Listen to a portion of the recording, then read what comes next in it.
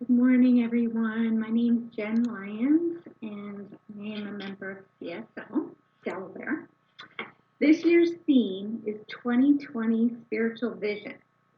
Our theme for October is Cosmic Connections. Today's topic is Bridge Over Troubled Waters. And our inspired quotes come from Luke chapter 6, verse 37. Judge not, and you shall not be judged. Condemn not, and you shall not be condemned. Forgive, and you will be forgiven. Our second inspired quote comes from Wayne Dyer in his book, Manifest Your Destiny, on page 86. He wrote, "Forgiveness is a spiritual act of love for yourself, and it sends a message to everyone, including yourself, that you are an object of love, and that love is what you are going to impart." So let's speak our affirmations together. Today, I celebrate that we are all cosmically connected to each other by a power greater than all of us. I allow that power, God, to reflect through me as love, wisdom, generosity, and compassion. And it comes back to me multiplied. Yes! And now I would like to welcome one of the brightest light leaders that I know, the delightful Reverend Kathleen Johnson, who will lead us, who continues to lead us over the bridge of troubled waters.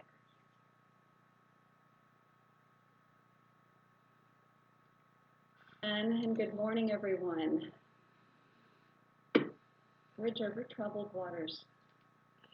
You know, because we are inextricably connected, and that we are emanations of the divine presence,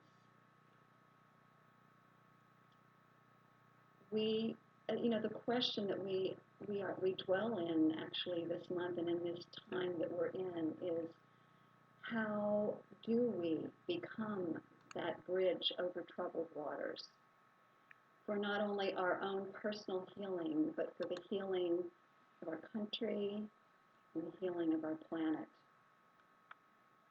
How do we build bridges of unconditional acceptance in this time of divisiveness, right? Because we know that this is the path to the very thing that we all want, which is peace on earth and goodwill between all people. So forgiveness offers this. Forgiveness, remember, is an act of love. And I want to give you the definition that I found online. Forgiveness is a conscious, deliberate decision to release feelings of resentment and vengeance toward a person or a group who harmed us, whether they deserve it or not. Forgiveness does not mean that you condone the behavior, and it does not excuse others from the consequences of their behaviors. That's a very important piece.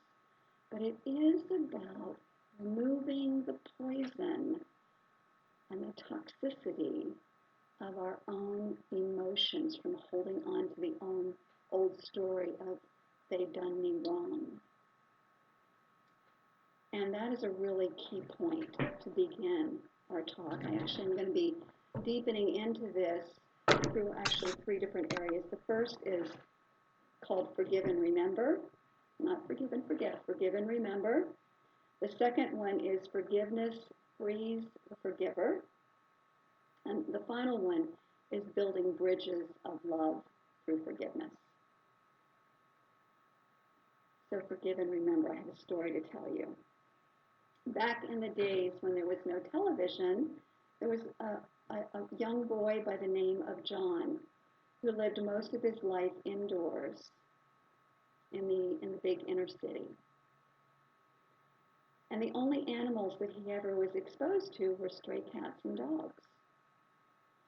So one day when he grew up, when he was old enough to take a walk beyond his general neighborhood, he walked into the area where the city zoo was. And he heard all of these animal sounds. And he got really curious. And he decided that he would buy a ticket and go in and check it out. So he just fell in love with the giraffes and the rhinos and the all of the exotic animals that he'd never seen before. And then he saw what looked to him like a big cat. And so he walked up actually to the tiger's cage and he said, "Oh, I know you. You're a big cat. I love cats." So he reached his hand into the cage to pet the tiger, and the tiger, of course, bit him. And he was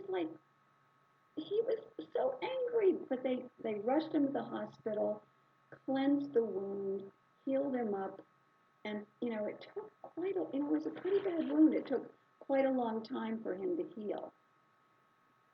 And he just couldn't stop thinking about how could this cat have done this thing to him. He was really beginning to build up a lot of resentment and anger. And so he finally was walking around his neighborhood and he went up to a stranger and said, he told his story and he said, "I really would like to get over this because I'm obsessed with it." And so the stranger said, "Well, here's what you do. You forgive and you forget."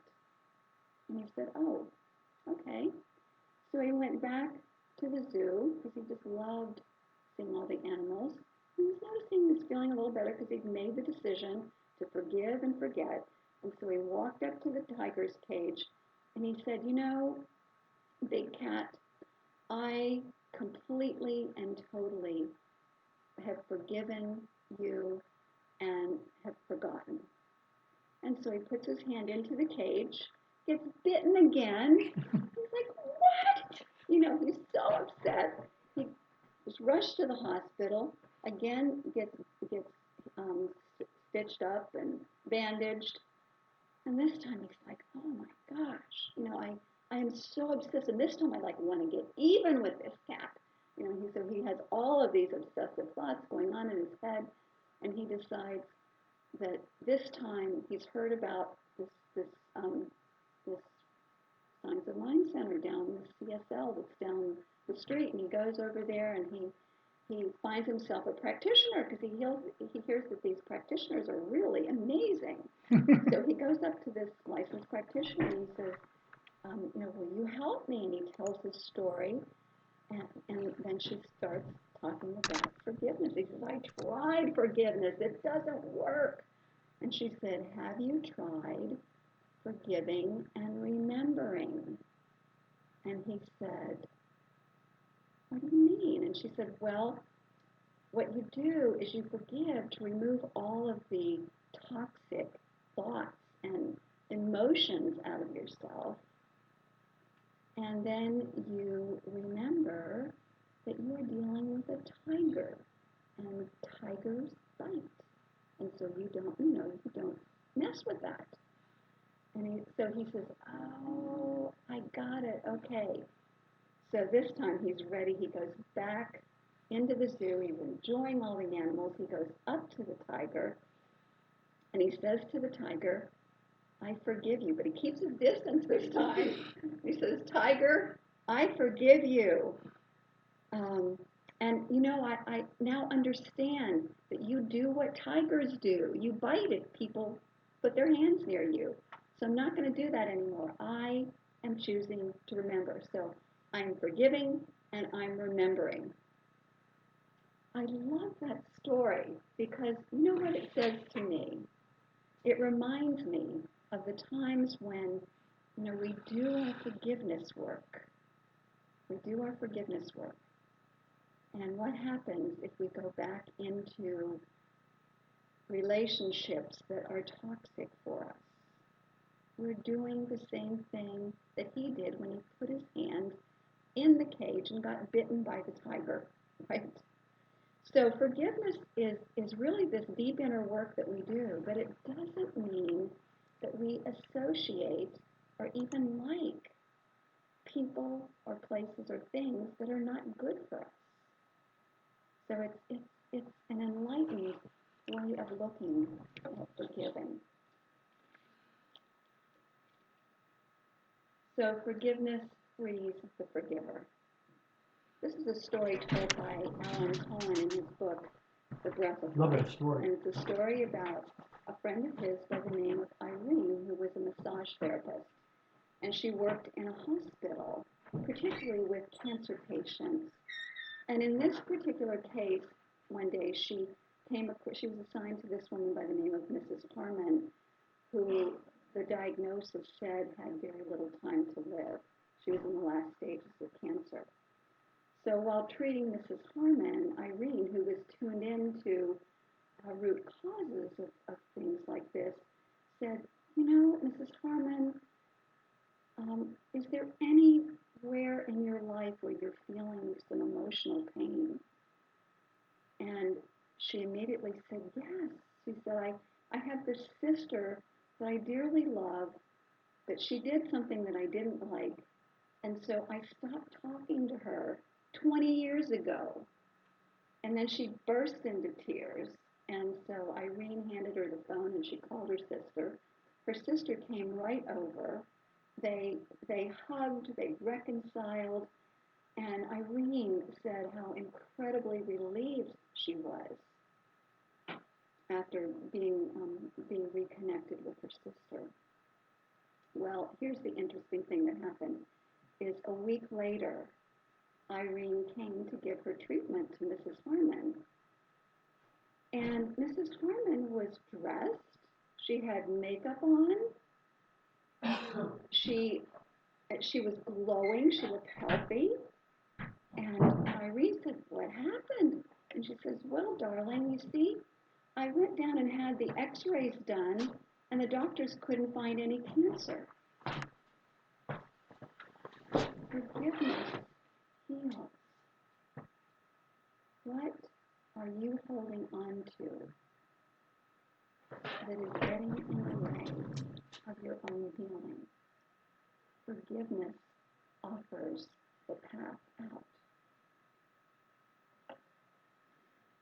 There's a quote by Diane Harmony in 5 Gifts for an Abundant Life on page 72 that reads, the only reason why there is anything to forgive in the first place is that someone or something didn't do what we expected. And so we just, what you expected, and so you decided they should pay for it.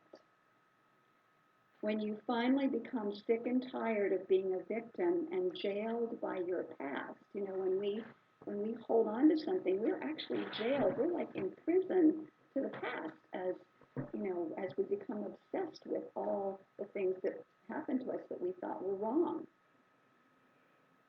So then we know that she says, it's time to move into the spiritual practice of forgiving. It is a spiritual practice. It's not just a mental practice. It's important that we partner with the divine in this process.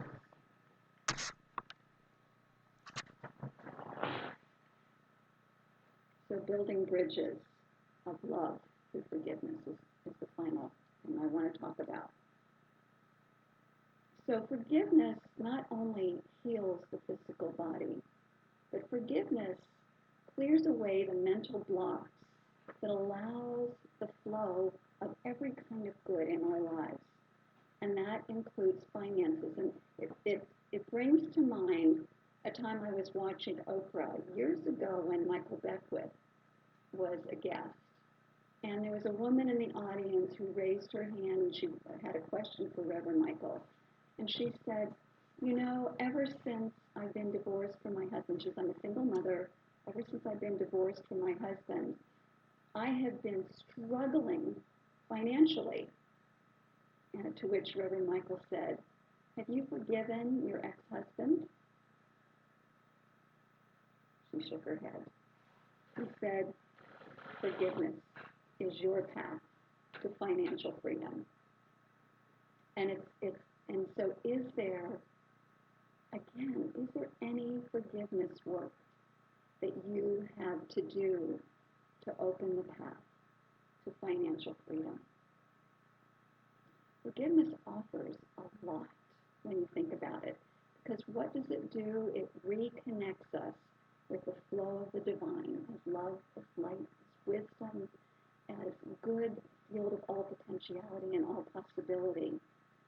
So if you're struggling in any way in your life, it's good to ask yourself the question, who or what must I forgive? So what I'd like us to do now, doing our individual work is really powerful. But when we do work as a spiritual community, people who've been on this path for a while, we can do amazing things. And so I'm inviting all of us now to engage in the Hawaiian practice of forgiveness and reconciliation, which is called Ho'oponopono. It's been around for a long time, but it was introduced to Western culture on a more expanded scale by Dr. Len. And actually, in conjunction with Joe Vitale, they wrote a book called Zero Limits. And just like our teaching, Ho'oponopono is based on the idea of the interconnection of all life, the oneness of all life. And so it says that since everyone is a part of the one consciousness, that whenever anything crosses our minds, it's like when someone walks through our minds. When we're thinking about someone, when we're aware of someone, when we're aware of something, our reactions to it are reverberating throughout the entire oneness consciousness that we share, the collective consciousness. And so it's really important for us to clean and clear our negativity, our reactivity from our consciousness. I love it, and that's what forgiveness does, right? That's what happens, is it's a way of cleansing and clearing consciousness. So he has a mantra that he recommends that used and is very effective, and it's just 4 short sentences. It's I'm sorry, and it's basically I'm sorry for any of the toxic thoughts or whatever that I'm putting into the collective consciousness. He calls it data, like unwanted data. But, I'm sorry for whatever I'm putting out there that's not healthy. Please forgive me. We're saying that to the collective whole. Thank you. I love you. And we're saying thank you for the forgiveness. And I love you. Again, we're imparting love to all. And we can use individuals and even ourselves as the objects to focus on to spread that love, to build those bridges of love. So let's do that together now. And what I'm inviting you to do is get yourself in a comfortable position. Close your eyes. Plant your feet on the ground so that you are fully anchored into Mother Earth. And begin to breathe deeply and slowly to really bring yourself to a state of calmness. And put your hands over your heart. And just leave them there as we do this process. Continuing to breathe deeply. And each time that you do this, just imagine, if you can in your mind's eye, imagine a cleansing action taking place in consciousness.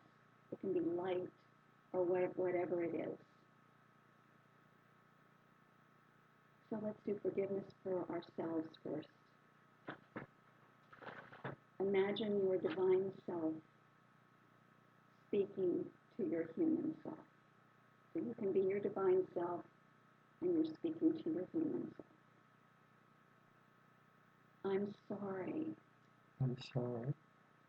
Just repeat that out loud if you would. I'm sorry. I'm sorry. For the times when I have given away my power. I'm sorry for the times I've given away my time, energy, or money in relationships that did not nourish me. I'm sorry for every time I felt unworthy to receive love. I'm sorry for every time I withheld love because I wanted to get even. I'm sorry for every time I withheld love for fear of rejection or for fear of making a commitment. I'm sorry for the ways that I hurt myself or others with unkindness.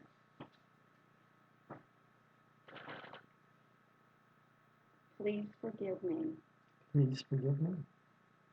Thank you. Thank you. I love you. I love you. Breathe. Everybody breathe together. And now place a loved one in front of you or a friend where there still might be a little bit of judgment.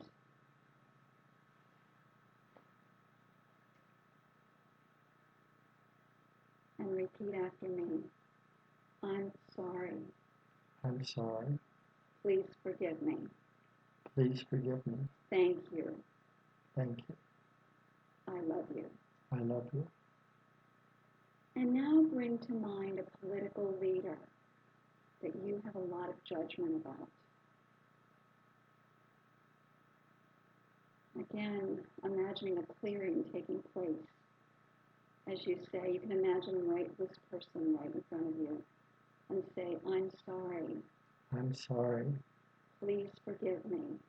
Please forgive me. Thank you. Thank you. I love you. I love you.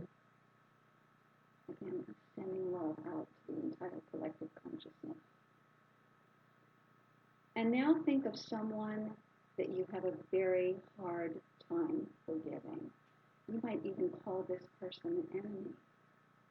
And you know, we are told by Jesus to forgive our enemies because truly no one is an enemy, is our thought about it. But it is that we're cleansing. Remember, we're cleansing those thoughts, that negativity. So place that person in front of you in your mind's eye and say, I'm sorry. I'm sorry. Please forgive me. Please forgive me. Thank you. Thank you. I love you. I love you. Take a breath. Let it all go. Let's open our eyes. And so I would like to conclude with this thought. Remember the peace song, the line that says, let there be peace on earth and let it begin with me? A good one to remember.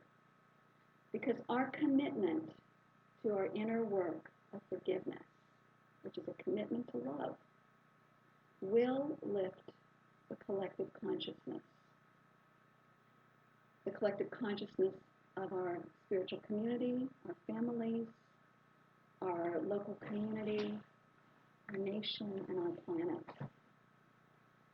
The inner work of forgiveness will build a bridge of love, compassion, and kindness, the conditions that are necessary for us to co-create heaven on earth, a world that works for all, peace on earth. So thank you, my friends, and I say namaste and have a beautiful day. And so I would now like to introduce to you again our dear and precious Deb. Chamberlain.